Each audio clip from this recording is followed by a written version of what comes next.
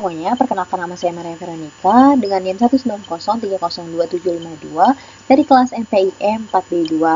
Pada kali ini saya akan melakukan uji statistika ANOVA dan juga regresi. Regresinya itu sendiri ada dibagi dua, menjadi linear sederhana dan juga linear berganda. Untuk datanya, saya akan menggunakan data uji ANOVA, regresi, dan regresi 2. Lalu nanti dipindahkan di SPSS. Berhubung saya sudah memindahkannya, lalu untuk pengujian pertama yang akan saya lakukan itu adalah uji ANOVA. Uji ANOVA sendiri adalah pengujian statistik yang menguji perbedaan rata antar grup dengan hipotesisnya sendiri itu ada dua, yaitu H0 yang artinya tidak terdapat perbedaan rata-rata pada semua kelompok, dan juga H1 yang artinya terdapat perbedaan rata-rata semua kelompok. Untuk datanya, untuk uji ANOVA ini kita akan menggunakan untuk data produk dan juga data respon. Lalu dipindahkan ke SPSS. Untuk variabel view-nya, di value produk diubah dulu value-nya menjadi 1 sampai value 3 dengan labelnya produk A sampai produk C. Nanti tinggal di add, lalu klik OK. Untuk langkah-langkah pengujiannya itu, caranya yaitu klik analyze, pilih compare mean, lalu pilih one way ANOVA, lalu untuk dependent list dan factor-nya, kita masukkan respon ke bagian dependent list dan juga factor dan juga produk di bagian factor. Lalu setelah itu klik option, kita centang deskriptif dan juga homogeneity of variance stance. Lalu klik continue, klik OK. Untuk outputnya adalah sebagai berikut. Yang pertama kita analisis deskriptifnya, yaitu pada kolom N dan juga mean-nya. Untuk produk A, diketahui N-nya itu 30 dan mean-nya itu 4,5667. Untuk produk B dengan N30 dengan mean-nya 6,2667 dan untuk produk C diketahui N-nya 30 dengan mean-nya 8,0333.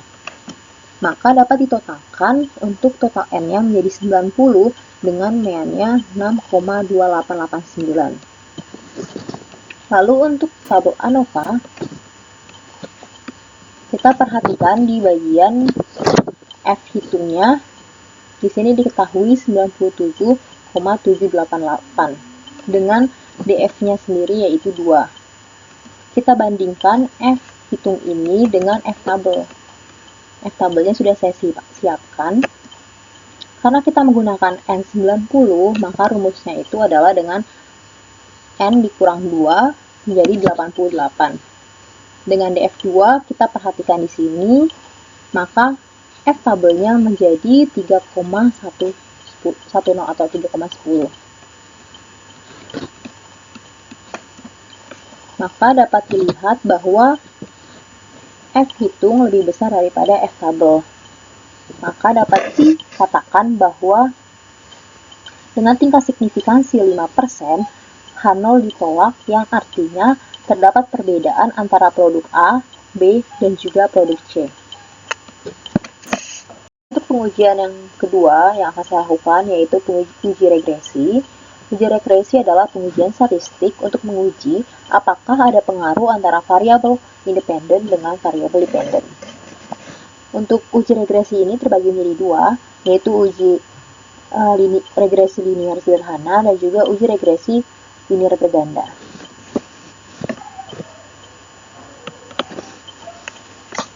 Untuk hipotesisnya sendiri, uji regresi linear ini ada H0 dan juga H1. H0 itu artinya variabel independen tidak mempengaruhi variabel dependen, dan untuk H1-nya artinya variabel independen mempengaruhi variabel dependennya. Untuk pengujian yang akan saya lakukan pertama yaitu uji regresi linear sederhana. Untuk datanya, saya akan menggunakan data regresi yang speed dan juga distance. lalu dipindahkan ke SPSS. Untuk langkah-langkahnya itu ada yang pertama analyze, lalu pilih regression, lalu pilih linear. Di sini ada dependent dan juga independent. Untuk dependentnya sendiri itu adalah distance, dan juga untuk independentnya yaitu speed.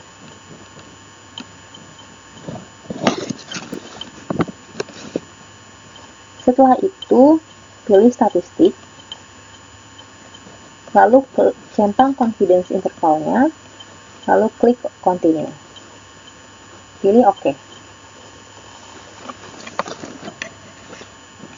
Untuk tabel koefisien, kita perhatikan pada kolom B, di sini ada angka min 17,631 dan juga 3,934.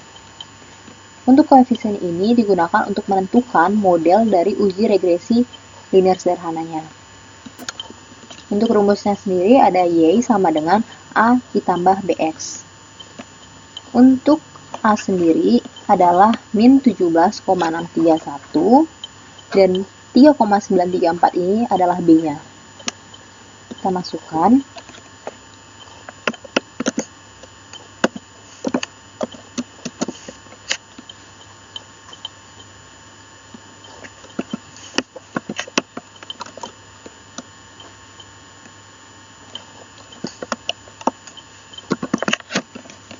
Dapat dilihat di sini untuk Y adalah sama dengan min 17,631 ditambah 3,934X. Lalu kita kembali ke output. Kita akan melakukan uji dua pihak, yaitu dengan melihat tabel ANOVA-nya. Kita perhatikan untuk F hitungnya, di sini diketahui 91,613 dengan DF-nya 1 dan total dari N-nya itu adalah 50. Maka kita perhatikan atau kita bandingkan dengan F tabel. F tabel rumusnya itu N kurang 2, N kurang 1 maaf, karena DF-nya sendiri 1, yaitu 49. Maka dapat dilihat di sini untuk F tabelnya yaitu 4,04. Kita balik lagi ke output. Maka dapat disimpulkan bahwa F hitung lebih besar daripada F tabelnya. Maka dengan signifikansi 5%, H0 dikatakan ditolak. Artinya, terdapat pengaruh yang signifikan antara variabel independen dengan dependen. Lalu kita perhatikan lagi F hitung dengan signifikansinya. F hitungnya tadi 91,613 dengan signifikansinya itu yaitu 0,000. Yang artinya F hitung lebih besar daripada signifikansi. Maka H0 dikatakan ditolak. Sehingga artinya terdapat pengaruh yang signifikan antara variabel independen dengan dependen. Lalu ada koefisien determinasi, yaitu untuk melihat seberapa banyak variabel X menyumbang untuk variabel Y. Maka kita bisa perhatikan di tabel model summary-nya. Di sini diketahui bahwa R-square-nya yaitu 652, yang artinya ternyata variabel speed hanya menyumbang sebesar 652 atau 65,2% dan sekitar 34,8% dipengaruhi oleh faktor lainnya atau faktor random. Pengujian yang terakhir yaitu uji regresi linear berganda yang terdiri dari satu variabel terikat dan dengan dua atau lebih variabel bebas. Pada kasus ini, kita akan mencari tahu bagaimana pengaruh iklan YouTube, Facebook, newspaper terhadap sales atau penjualan. Sebelum itu, kita salin dulu datanya dari Excel ke SPSS. Untuk langkah pengujiannya itu yaitu dengan klik Analyze, pilih Regression, klik Linear. Lalu untuk dependennya itu kita masukkan sales, sedangkan independennya ada YouTube, Facebook, dan newspaper. Lalu klik statistik, kita centang confidence intervals-nya, lalu klik continue, dan juga OK. Untuk membaca hasilnya, kita perhatikan di bagian tabel coefficients, yaitu pada kolom B. Coefficients ini digunakan untuk membentuk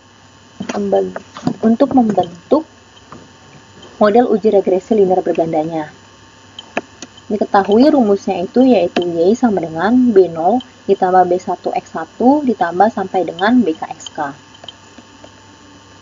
Kembali lagi ke output. Untuk B0-nya ini yaitu 17,567 dan untuk X1-nya itu 0,07, X2-nya 0,015 dan X3-nya yaitu 0,003. Kita pindahkan, maka akan terbentuk hasilnya demikian. Maka Y sama dengan 17,567 ditambah 0,007 X1 tambah 0,015 X2 ditambah 0,003 X3.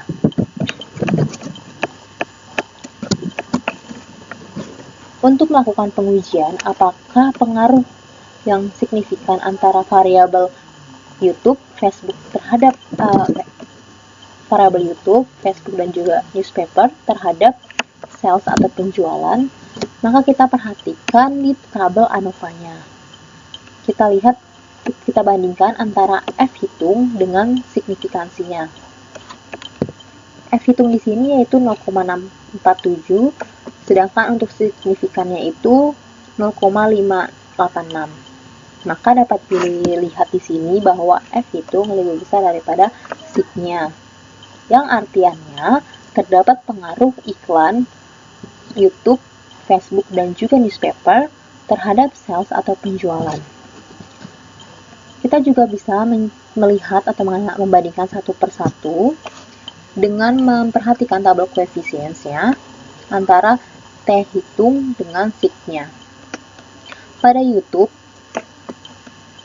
iklan YouTube, T hitungnya lebih besar daripada sig-nya. Maka YouTube memberikan pengaruh yang signifikan terhadap penjualan. Pada iklan Facebook, T hitungnya lebih kecil daripada sig-nya. Maka iklan Facebook ini tidak berpengaruh signifikan terhadap penjualan. Sedangkan untuk newspaper, T hitung lebih kecil daripada sig-nya, yang artiannya bahwa newspaper tidak berpengaruh signifikan terhadap penjualan. Walaupun demikian, secara keseluruhan, iklan YouTube, Facebook, dan newspaper ini berpengaruh signifikan terhadap penjualan atau sales. Lalu kita juga bisa memperhatikan di model summary-nya. Kita lihat R-square-nya, yaitu dengan nilai 0,010. Model summary ini memperlihatkan seberapa besar yang disumbangkan variabel X terhadap variabel Y. Untuk R-square-nya yang 0,010, artiannya yaitu bahwa variabel iklan hanya berpengaruh 10% saja, sedangkan 90% lain sisanya dipengaruhi oleh variabel lain yang bersifat random. Demikian penjelasan dari saya. Sekian, terima kasih.